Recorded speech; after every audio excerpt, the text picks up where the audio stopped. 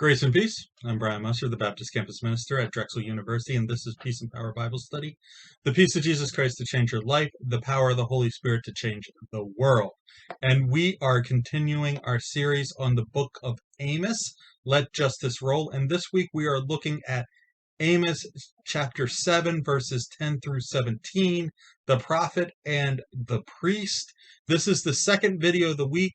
Last video, the first one of the week, we looked at priest Amaziah, who was the high priest at Bethel, and his response to Amos's prophecy that the high places and sanctuaries would be destroyed and the king would be taken by the sword of God. This video is going to be about the prophet Amos and how Amos responds to Amaziah's response. Okay, and we'll be looking at verses 14 through 16. We'll look at 17 in the third video in a kind of a unique and special way. So let's just look at these three verses here for now. Amos answered Amaziah, I was neither a prophet nor the son of a prophet, but I was a shepherd. And I also took care of sycamore fig trees. But the Lord took me from tending the flock and said to me, Go prophesy to my people Israel. Now then, hear the word of the Lord. You say, Do not prophesy against Israel, and stop preaching against the descendants of Isaac. So basically, one of the interesting things, he talks about how he wasn't really a prophet or the son of a prophet. The way he phrases that is probably there were official schools of prophets that were training other prophets in how to fulfill the office of the prophet. And also quite often kings would have paid prophets to let them know what was going on and be able to talk about their decisions in reference to the God that they worshipped at that time. So Amos is saying, I'm not either of those. So Amaziah had official status and religious authority in Bethel because he was the high priest at Bethel. And this was probably a position appointed by the king Jeroboam II of Israel. And then Amaziah sends a message to Jeroboam II, who is king of Israel, who had political authority in Bethel. But Amos really had no political or religious authority in Bethel at all.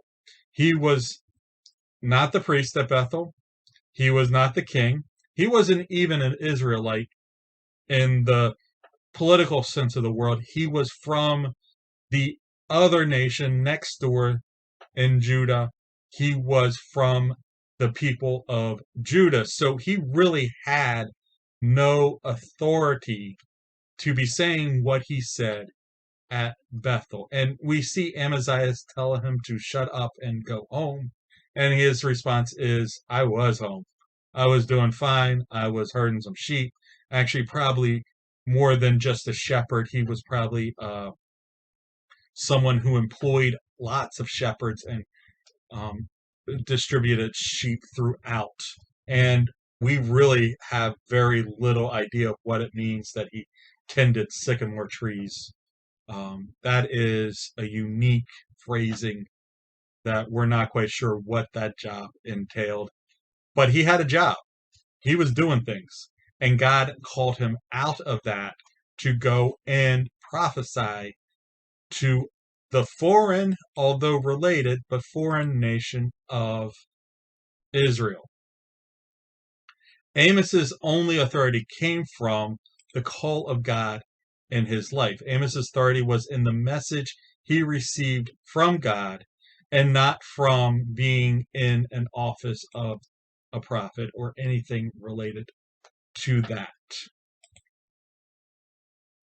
Now, this is interesting because Amos is the first of the writing prophets. Amos is probably the first of the writing prophets. There's like the book of Joel, we have no clue when it was written, and some argue that it was first. And there's a couple others that are kind of right around the same time as Amos, but Amos is probably the first prophet with his prophecy recorded in something like a prophetic book. Abraham, Moses, Nathan, Elijah, Elisha, and many others are prophets who predate Amos, but we only know them through their inclusion in the biblical narrative. They did not leave us any materials written connected to their prophecies. They're just in the books of history and the narratives that we know of. And it's interesting to note that the first of the writing prophets was not a professional prophet, but a layman, but a shepherd, but a tender of sycamore fig trees. Whatever that entails, it's this idea that God used someone outside of the political system, someone outside of the religious system to prophesy toward the nation of Israel and to write it down.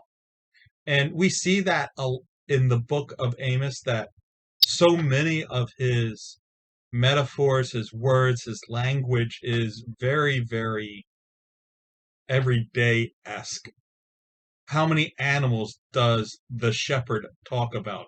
The lion roars, bears and lions and snakes, and all these other things, locust plagues, fire. It's just a very normal sort of nuanced, everyday kind of conversation that Amos is having with the people through his prophecies.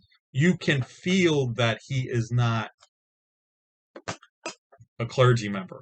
Sometimes clergy members, and I may even be guilty of this, I'm sure I am, talk in a different kind of way than the everyday people. So the fact that the first of the writing prophets was someone writing from a position other than professional ministry is very interesting to us.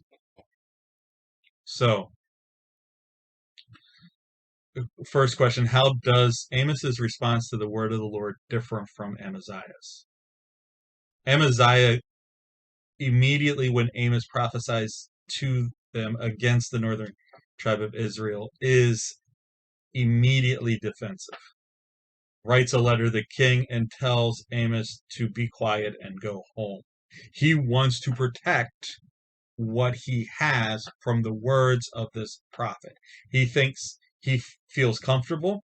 He thinks everything's fine, and he wants to maintain that.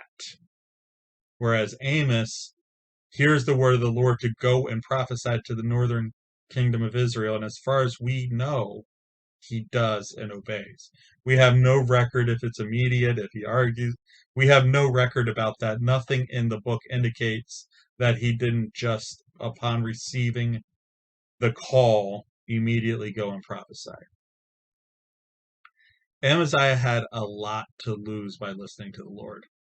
He would have to somehow, like he was, where he was priest of, would be destroyed if they were truly intent on following the word of Yahweh. He was priest at the temple and sanctuary at Bethel, which was worshiping Yahweh in a way that Yahweh did not want to be worshipped. It was in rebellion to the temple in Jerusalem. So this prophecy hit Amaziah really hard.